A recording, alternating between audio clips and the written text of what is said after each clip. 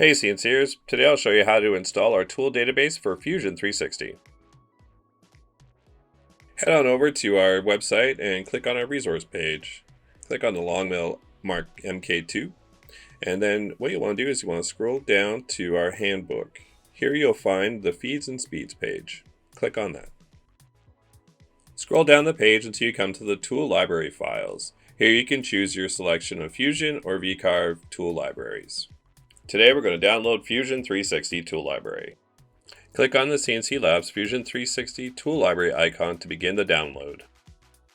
In Fusion 360, click on the drop-down menu to open up the manufacturing tab.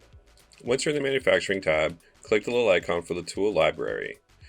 Right-click on the word local on the left-hand side and select Import Libraries. The location where you saved the tool library, select it and click Open. You have successfully loaded the tool library. Happy CNCing!